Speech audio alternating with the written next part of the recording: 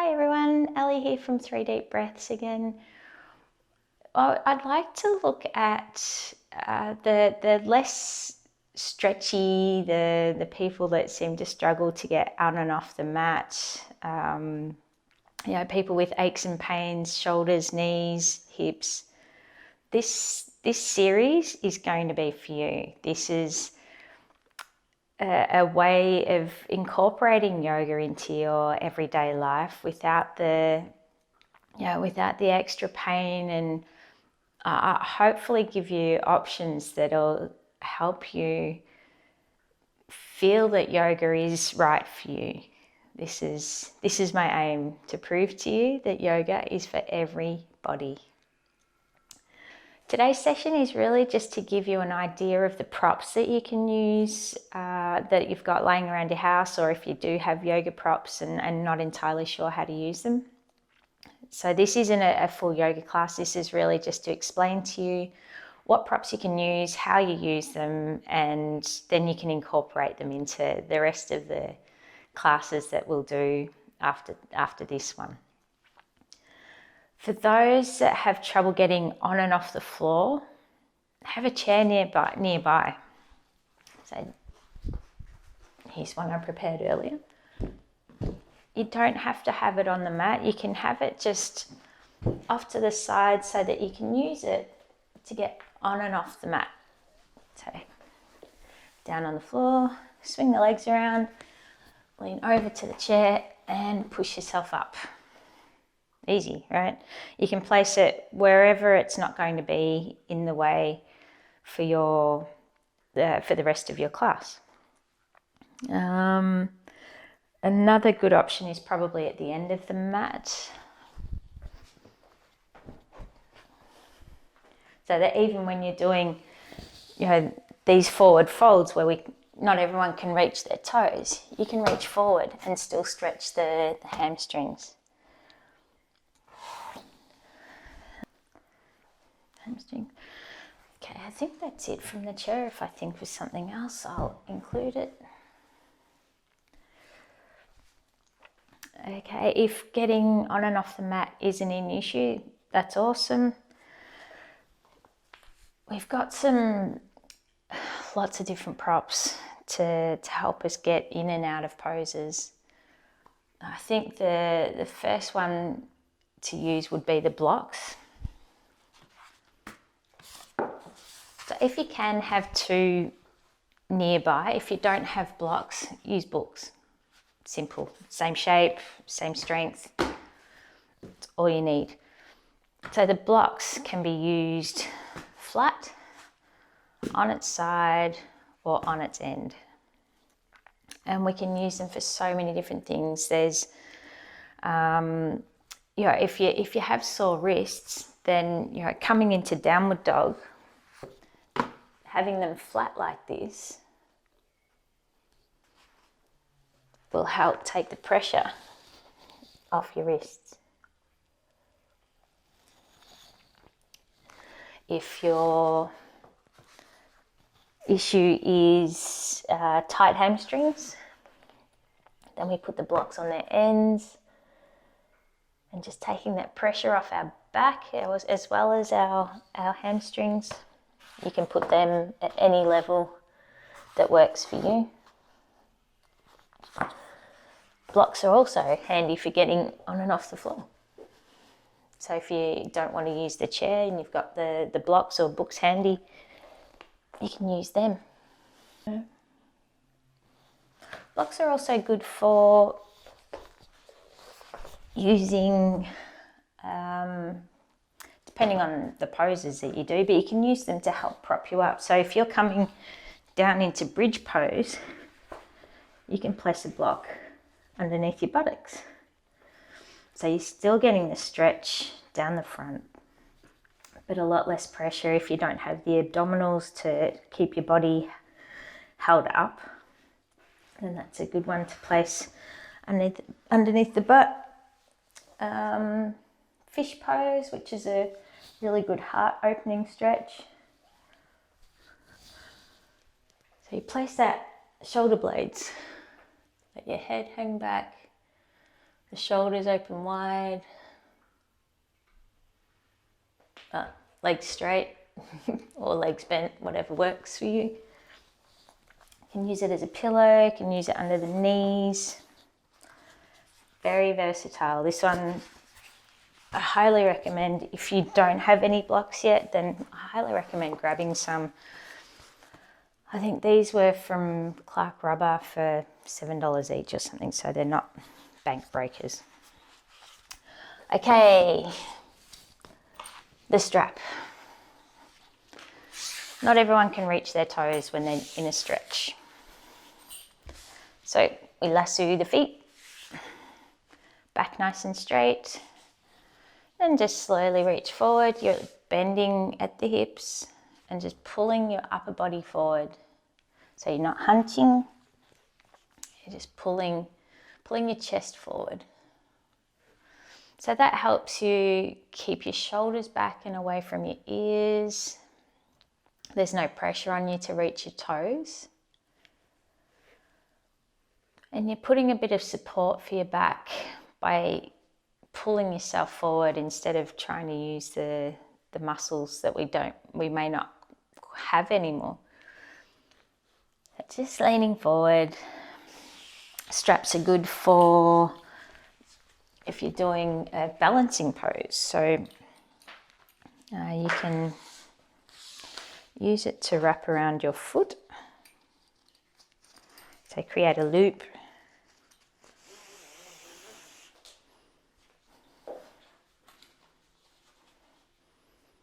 Things like that, out to the side. The same goes for if you're on the mat. You can use this to lift the foot up into a one-leg boat pose, or you can use it to lasso both feet.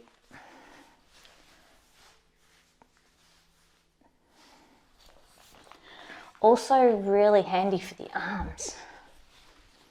So I have to show you the back.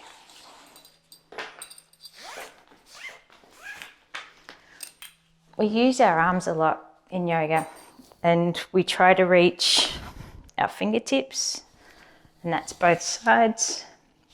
And we try to create a grip to help stretch those arms, but it might take a little while to get there. So this is where the strap comes in handy. Get off. So not everyone can reach their fingertips. If you see here, you can just use the strap so that you've got something to hang on to.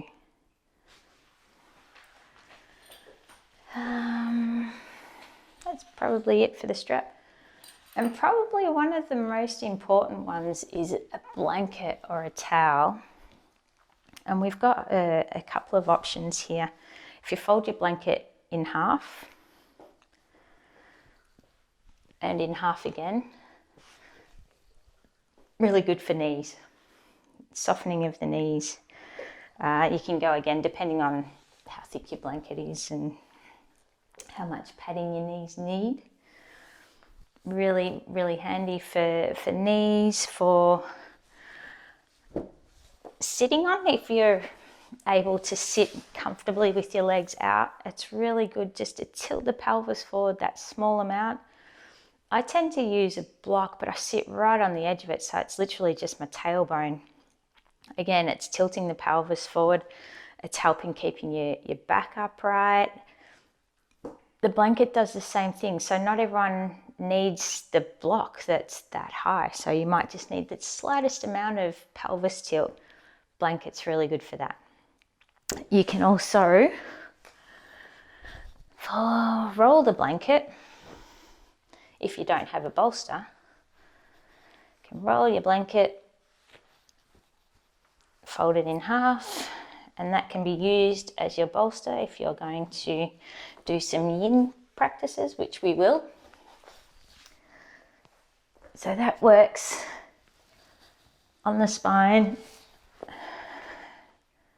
giving us something to rest our spine on and open up the front body.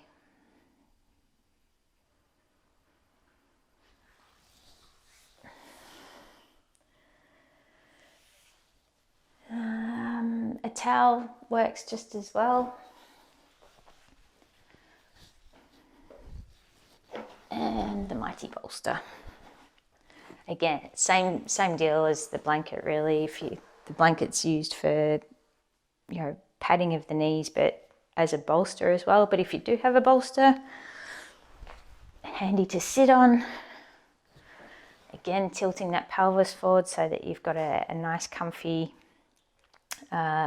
cross leg, a nice straight spine, keeping your back relaxed. Perfect for obviously that fish pose again. So if you keep your tailbone right on the end of it, open up the chest. Just gives you that elevation for your shoulders and back to reach backwards and stretch open the heart chakra, the chest, the arms. So just laying here, I can feel that stretch up the arms, across the chest. It's really quite a beautiful stretch. One of my favorites, especially for yin. Really good for child's pose. If you struggle with the knees, you can use your folded blanket to soften the knees. Place the bolster between your legs and you can just lay your chest down.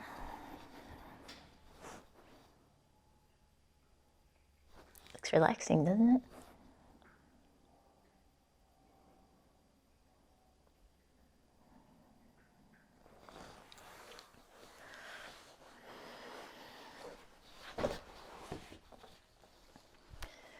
If you don't have a blanket or a bolster, a towel or two, so I'll just show you.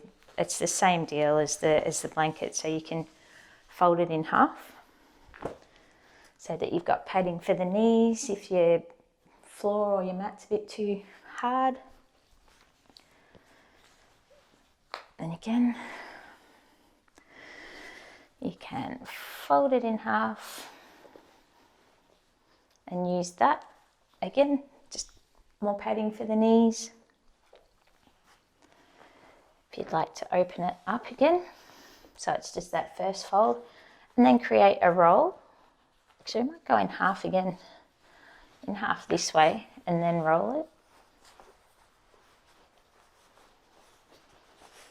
You've created your mini bolster.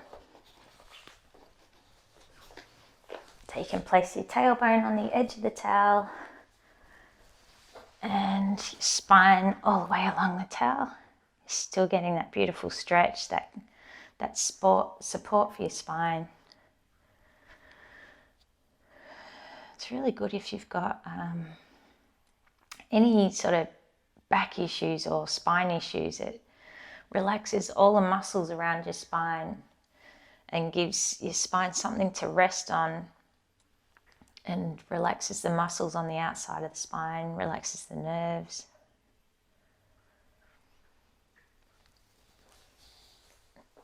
Okay. That's it for now. I will obviously, as we go through each of the classes, I'll go make sure that I give you options to, if we're in a forward fold, I'll give you options so that you're not just stuck thinking, oh, I can't do that. I wanted to make sure that you feel that this yoga practice and every yoga practice is for you. And it'll give you confidence if you decide to go to a class. You can say, okay, well, every yoga class will have blocks, will have bolsters, will have straps. So you can confidently go and grab those things and know that the yoga class will work for you. And no one judges you for using props. In a lot of cases, props should be used. For someone like me, I feel like I've got T-Rex arms because it seems to be a lot further for me to reach than what I see in other people. So using the blocks. A perfect example is in a pose where I'm leaning to my side. If I was to reach to the ground, my bum pushes out, whereas it should be all in a straight line, like that. So instead of leaning forward because I can't reach, I have the block and it's more accessible. So everybody can use props and probably should use props just to make sure that your body's comfortable. It's not a too strenuous exercise. Okay, so that's it for this one. This is just to let you know what you can use and how to use it, but I will go into more detail when we do the classes. This is 3 deep breaths. I'm Ellie, making yoga accessible for everybody. Thanks for joining me, and I'll see you on the mat next class. Bye for now. Namaste.